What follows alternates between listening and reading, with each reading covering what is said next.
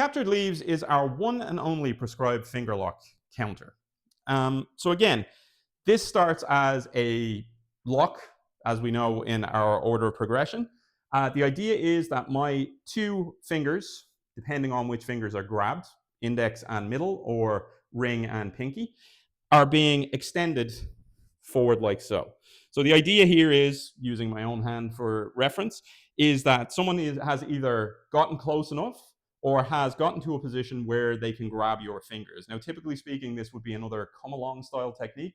So it may be a case that someone has moved up behind you and is grabbing with their left hand.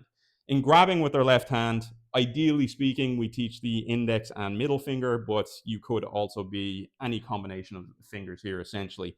Once they grab from here, the idea is to hyperextend and obviously break your fingers if they jar it on quick enough.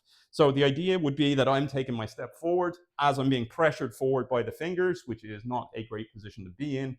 And essentially then I'm going to capitalize on that step forward, or at least use that to my advantage. So once we step forward and we feel that pressure going on, the idea here is that we are going to clear with our left hand. Now, this is very much like entangled wing, which we'll talk about in a moment, entangled wing being on blue belt. This is a first option. But again, once we take our step, we're going to step forward and use that step forward, and we're going to clear with our left hand.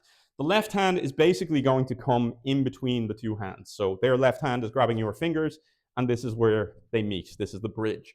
So you're going to hit through this as well. By hitting through this, we're now going to pull our fingers back, and we're going to have a clear here off of that grab. The person's arm is now extended. They are not hurt or damaged in any major way. So we want to make sure that we capitalize very quickly on this, or we, turn the tides a little bit quicker. So once we hit this here, we are now going to rotate into essentially a back elbow at this point. Once we hit our back elbow, we are then going to rotate back in. Our left hand is going to come up as a cover, because again, potentially that hand is still in here. We're not completely covered, and we're also turning to a blind spot for the moment. So once we hit from here, we are coming back through, and this hand becomes a cover for us just in case. And then we're going to hit our right outward elbow. Okay, once we do that, we're going to cross out and leave in this direction. So again, we're going to take our step forward, cancel this off. Now again, that might be difficult. You could potentially use this as a strike on the wrist or the back of the hand to loosen up as well, loosen up the grab as well in this case. So once we step, we are pulling back on this one and clearing this forward.